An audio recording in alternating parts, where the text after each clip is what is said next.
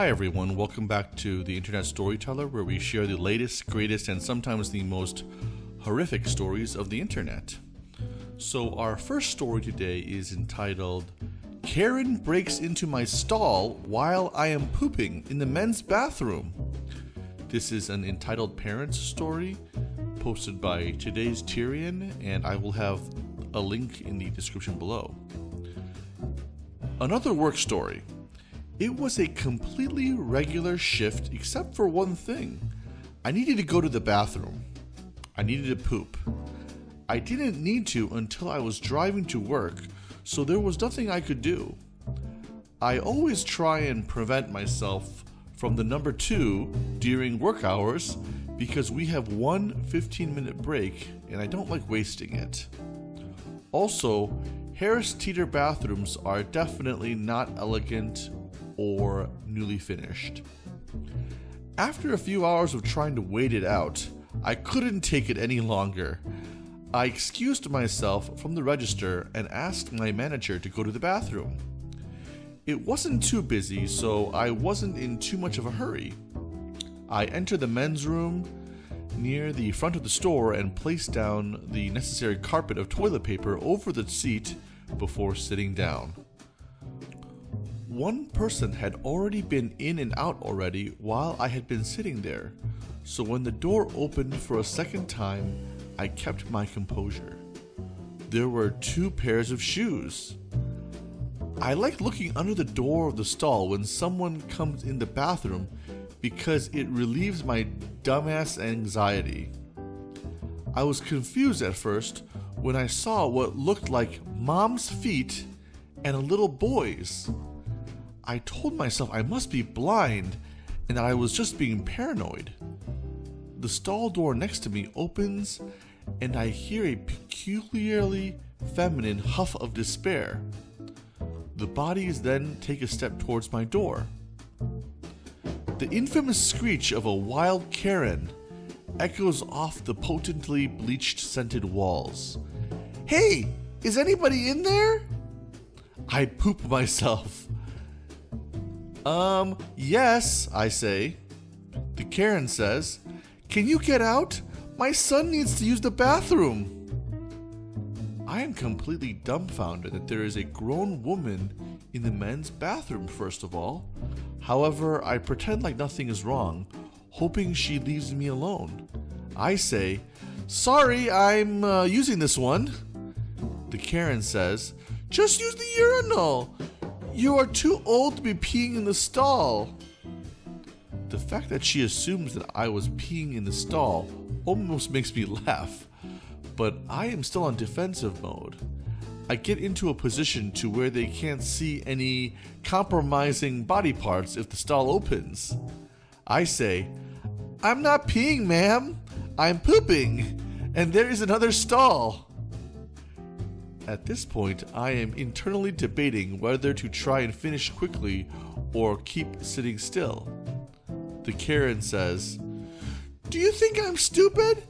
It has an out of order sign. Are you really going to let my boy suffer? He needs to go now. I didn't see the out of order sign when I had come in. After she said this though, I figured that's what she saw when she opened the door first. Side note, do you guys know those rare stalls that exist in the depths of hell that have a circular spin lock? And how the circular plate sometimes falls off of the door, leaving an opening to where anyone on the outside can easily unlock and lock the door? Well, of course the stall that wasn't out of order is exactly like that. I was about to respond when I see Karen's polished red talons stick through and slide the lock open. My life flashes before my eyes. The door swings open, and this horrible woman is standing with one hand on her hip, and her little boy is right next to her, both gawking at my partially concealed body plopped down on the toilet. My head heats up with a mixture of embarrassment and anger, which makes the next words I say significantly louder.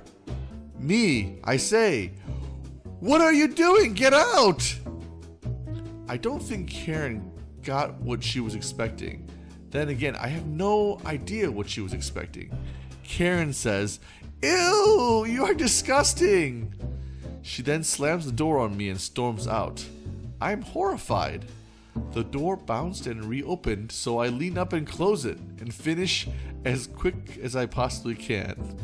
While washing my hands, I am praying to the creator of the simulation that I don't ever see that horrible lady again. Surprise! My prayers did not work.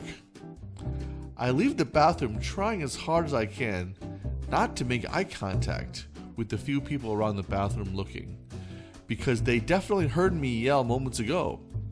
With my head lowered in shame, I almost make it back to my register when a security guard stops me. I look up, and behind the guard, my manager is looking at me confused, and the entitled woman is pointing at me with her kid behind her legs crying.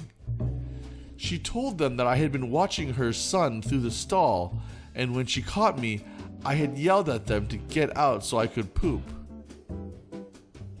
Now, despite the massive trauma that I had went through, I knew it was over at this point, so I smiled and scoffed.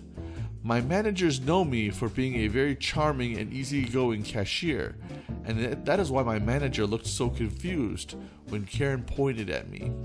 I told them what happened from my perspective, and the second my story made her look bad, she interrupted, accusing me of being a pedophile, so that everyone around us could hear. She pointed out my smile meant I was lying. The security guard threatened to kick her out, so she shut up and I finished my story. Karen says, "Are you really going to believe that?" She said this to the guard. I suggested we should ask the people that were near the bathroom what they heard. Karen tried to get her kid to support her side of the story, but he wouldn't say anything. He was busy wiping the tears off his face. The first person the guard asked said they heard me yell, "Get out!" and then saw Karen stomp out. The guard then sits down the little boy on one of their chairs and asks the manager to wait here for a second. He then begins to escort her out of the store. Halfway out, she tries to push his chest back, but her hand slides up to his neck and pushes his chin up. Whoa!